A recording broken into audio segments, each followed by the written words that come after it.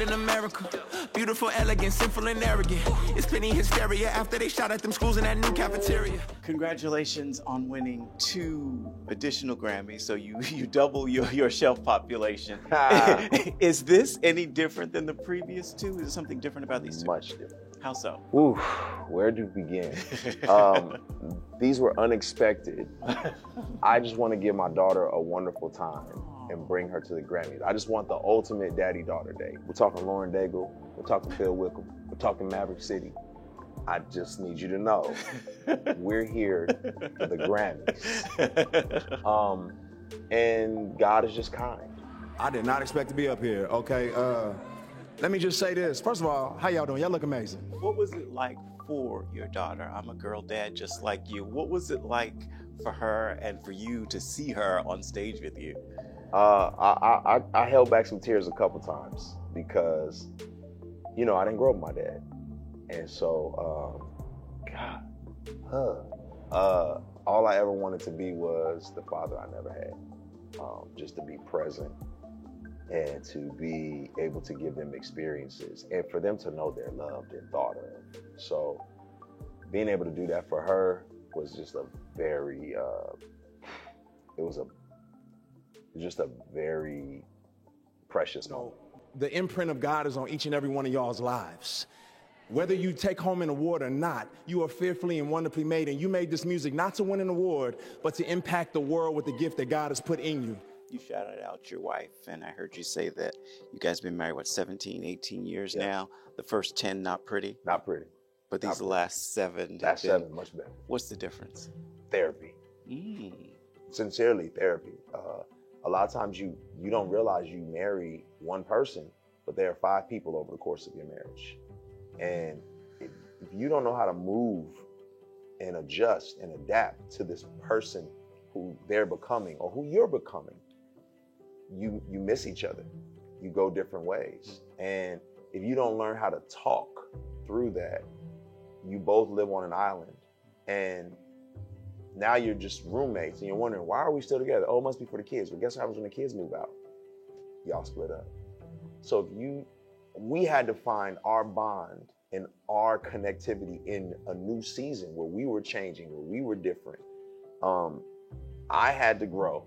You know, a lot of times men, we have to grow out of boyhood and become men.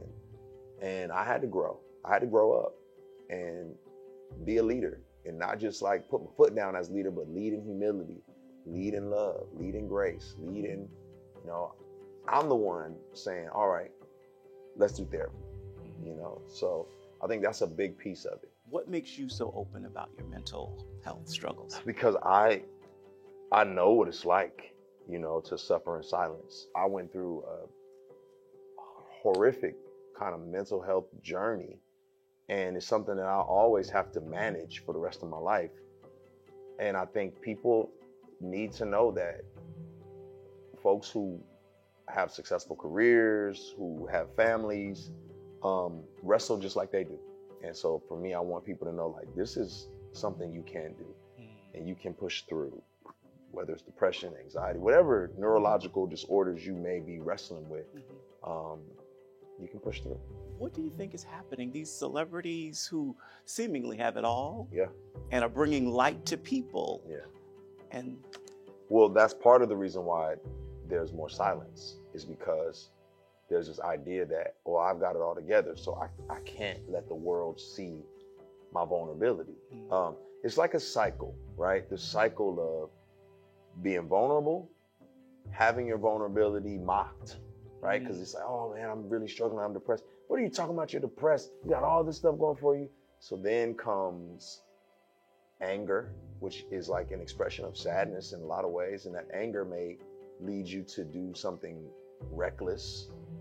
And then sadness from your reckless decision, right? Maybe.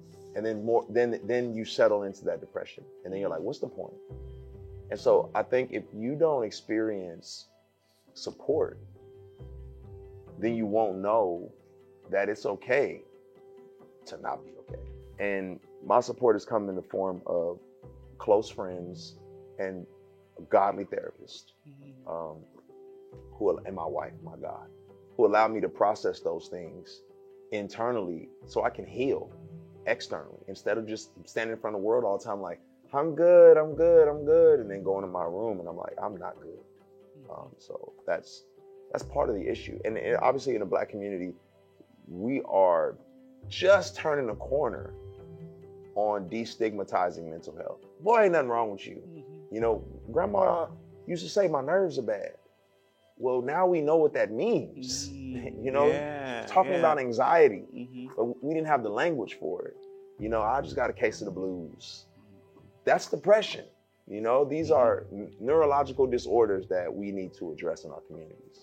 What do you say to the Black church? I'm a member of the Black church. What do you say to us in terms of being comfortable, being uncomfortable?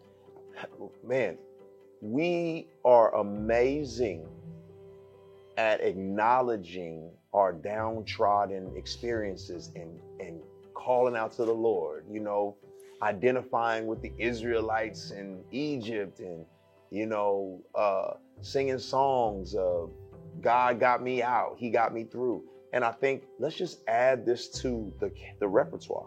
Let's just add the mental health struggle to the repertoire of the things the Black church has to deal with. Because man, that's one of the gifts we have.